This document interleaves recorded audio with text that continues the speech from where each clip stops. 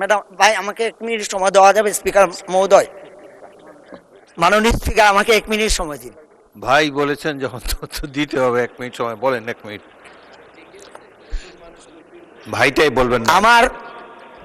আমার এলাকার মানুষ অনেক সহজ সরল এবং কর্মঠ। পরবর্তী বক্তা মোহাম্মদ মুজিবুর রহমান চৌধুরী, মৌলভীবাজার 4। আপনার সময় 6 মিনিট।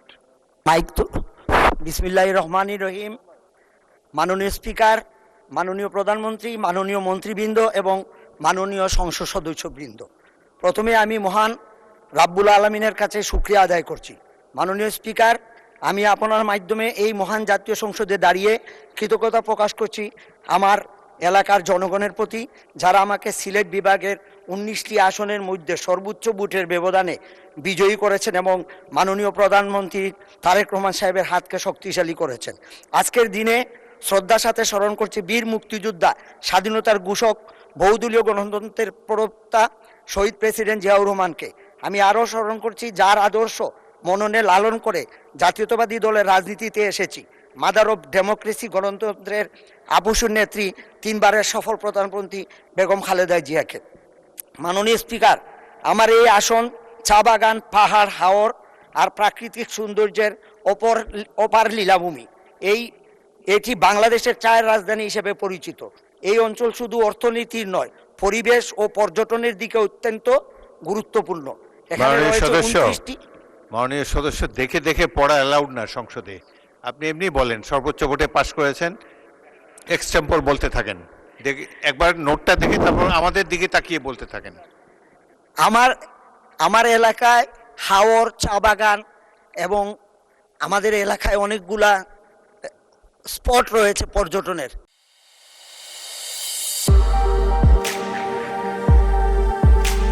যেমন হামহাম, বাইকা বিল, মাধবপুর লেক এবং হামহাম জলপ্রপাত, বাইকা বিল, লাউয়াছড়া। অনেকগুলা আমাদের এলাকায় 29 জাতির বসবাস। তাদের সংস্কৃতি, তাদের ভাষা সম্পূর্ণ আলাদা। আমরা তাদের ভাষা এবং সংস্কৃতিকে সংরক্ষণ করা আমাদের উচিত। আমার এলাকায় পর্যটনের সুবিধার জন্য একটি পর্যটন ট্রেন চালু করলে খুবই ভালো হয়। এবং সিলেট এলাকায় আখাউড়া থেকে সিলেট পর্যন্ত ট্রেন লাইন অত্যন্ত পুরাতন এবং অনেক সমস্যা। আমার মনে হয় যে কোনো সময় অ্যাক্সিডেন্ট হইতে পারে। এই বিষয়ে সরকারের পদক্ষেপ নেওয়া প্রয়োজন। আমার পর্যটন এলাকার জন্য আমি একটি মাস্টার প্ল্যান চাই, যাতে আমাদের এই এলাকায় যেহেতু বিভিন্ন জাতিগোষ্ঠী, মণিপুরি, খাসিয়া, ত্রিপুরা, অনেক ধরনের জাতির বসবাস, 29 জাতির বসবাস, তাদেরকে দেখার জন্য অনেকেই এটাকে বিদেশিদের অনেক আকৃষ্ট এই এলাকায়। তো সেই জন্য আমি এই এলাকায় পর্যটনের একটি মাস্টার প্ল্যান চাই। আমার এলাকায় শমশনগরে একটি যুদ্ধবিধ্বস্ত বিমান ঘাঁটি আছে। আমরা এই বিমানকে পুনরায় চালু করার জন্য আমি পর্যটন মন্ত্রীর কাছে আকুল আহ্বান জানাই। সম্মানিত মাননীয় স্পিকার,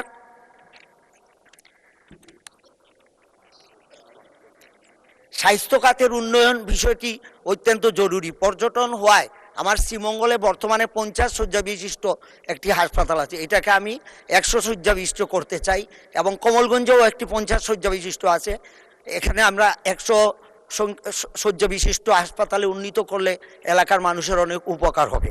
সম্মানিত মাননীয় স্পিকার, আমার এলাকায় শ্রীমঙ্গল থেকে শমশনগর, কমলগঞ্জ শমশনগর হয়ে চাটলা বর্ডার পর্যন্ত যে রাস্তাটা, এটা ছোট একটা রাস্তা, এটাকে যদি 4 লাইন বিশিষ্ট করা যায় তাহলে এই বিদেশ থেকে, ইন্ডিয়া থেকে যে রাস্তা দিয়া অনেক বাণিজ্য সুবিধা হবে। এই জন্য আমি এই রাস্তাকে 4 লাইনে উন্নীতকরণের জন্য আশা পোষণ করছি।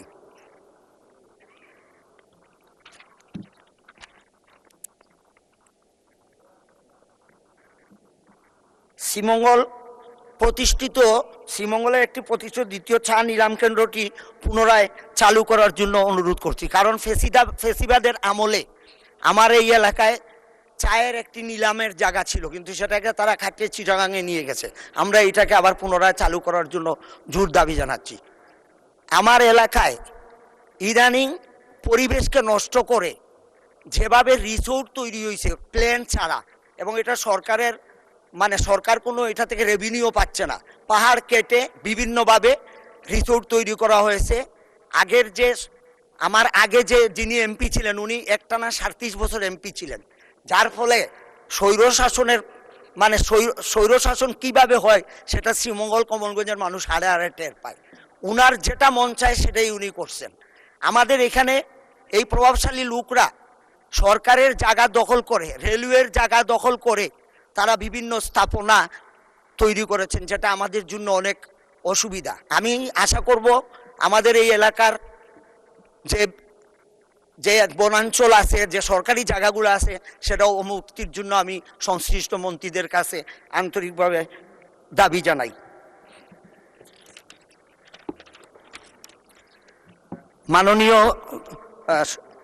মাননীয় স্পিকার, আমার এলাকার চা শ্রমিকের জীবনমান অত্যন্ত নিম্ন। আপনি যে মজুরি তারা পায় এটা দিয়ে সংসার চলার কোনো অবস্থাই সম্ভব না। তাদের এই মজুরি এবং তাদের সামাজিক উন্নয়ন কাঠামো আমি আপনাদের মাধ্যমে সংশ্লিষ্ট মন্ত্রী মহোদয়কে জানাইতে চাই, তাদের ব্যাপারে একটু দেখা দরকার।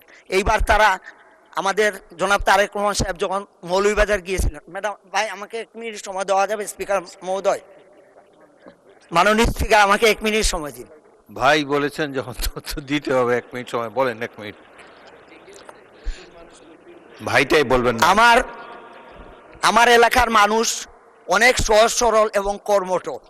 জনাব তারেক রহমান সাহেব যখন আমাদের মৌলভীবাজারে গিয়ে বলেছিলেন, তখন তারা উনার কথা মননে লালন করে বিপুল ভোটের মাধ্যমে আমাদের মৌলভীবাজারের 4টা আসনকেই তারা পাশ করিয়েছে।